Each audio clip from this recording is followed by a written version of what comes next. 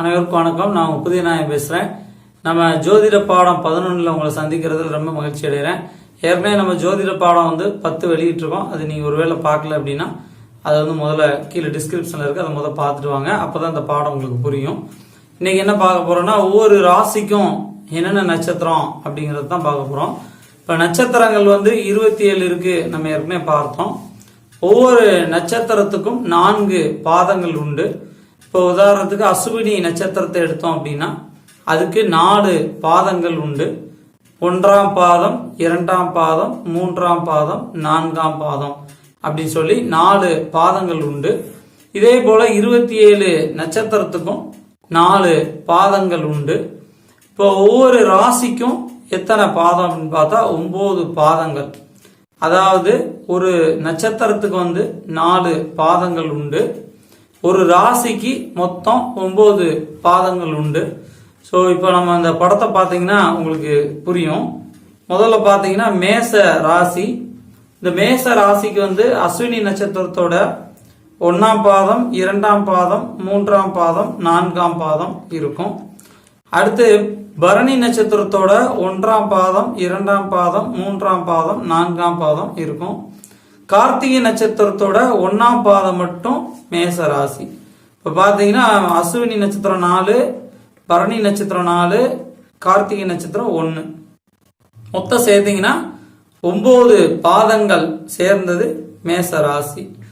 அடுத்து ரிஷப ராசிக்கு பார்த்தீங்கன்னா கார்த்திகை நட்சத்திரம் 2, 3, 4, ரோகிணி நட்சத்திரம் 1, 2, 3, 4, மிருகசீரிட நட்சத்திரத்துல 1ஆம் பாதமும் 2ஆம் பாதமும் இது ரிஷப ராசி.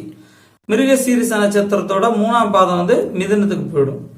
இப்படி இது பாத்தீங்கன்னா இந்த சார்ட்ல உள்ள எல்லாத்தையுமே நீங்க பாத்துங்க. இந்த சார்ட்ல உள்ள அமைப்புப்படிதான் அந்த பாதங்களுக்கு ஏற்றபடி இந்த ராசி அமையும். இப்ப பாத்தீங்கன்னா கடைசி பாத்தீங்கன்னா மீன ராசி எடுத்துக்கிடுவோம். மீன ராசி ரேவதி நட்சத்திரத்தோட 1, 2, 3, 4 பாதங்களும், உத்திரட்டாதி நட்சத்திரத்தோட 1, 2, 3, 4 பாதங்களும், பூரட்டாதி நட்சத்திரத்தோட 3ஆம் பாதமும் மீன ராசி. இப்போ மீன ராசிக்கு ரேவதி, உத்திரட்டாதி மீன ராசிக்குடைய நட்சத்திரங்கள். பூரட்டாதியுடைய 4ஆம் பாதம் மட்டும் மீன ராசி.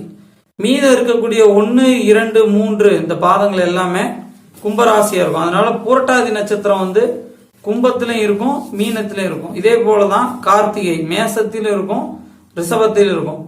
அதே போலதான் மிருகசீரிடம் 1, 2 பாதங்கள் ரிஷபத்துல இருக்கும், 3, 4 மிதுனத்துல இருக்கும். கடகத்தில் 1, 2, 3 புனர்பூச நட்சத்திரம். புனர்பூச நட்சத்திரத்துடைய 4ஆம் பாதம் கடக ராசியில் இருக்கும். அதே போலதான் சிம்ம ராசியில உத்திர நட்சத்திரம் 1ஆம் பாதம் மட்டும் இருக்கும். மீதி இருக்கக்கூடிய 2, 3, 4 பாதங்கள் கன்னி ராசியில இருக்கும்.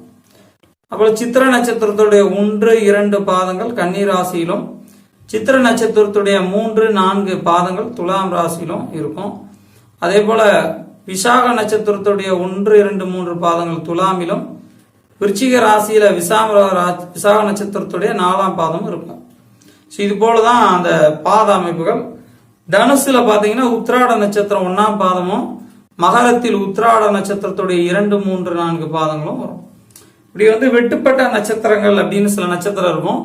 அது பாத்தீங்கன்னா 2 ராசியில இருக்கும். அந்த 2 ராசியில இருக்கக்கூடிய நட்சத்திரங்கள் என்ன அப்படிங்கறத நம்ம கவனமா பார்த்து வச்சுக்கணும்.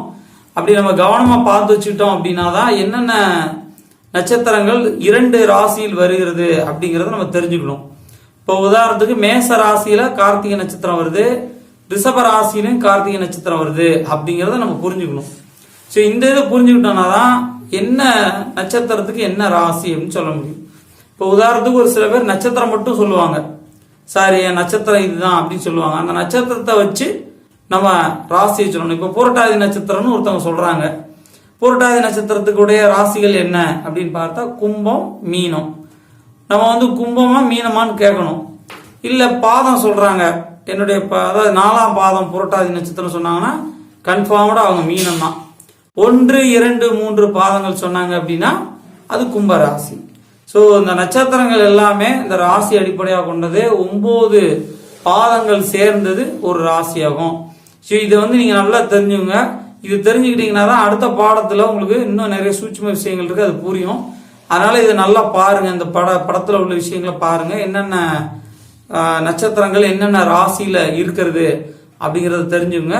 அடுத்து ஜோதிட பாடம் 12 நான் உங்களை சந்திக்கிறேன். நன்றி.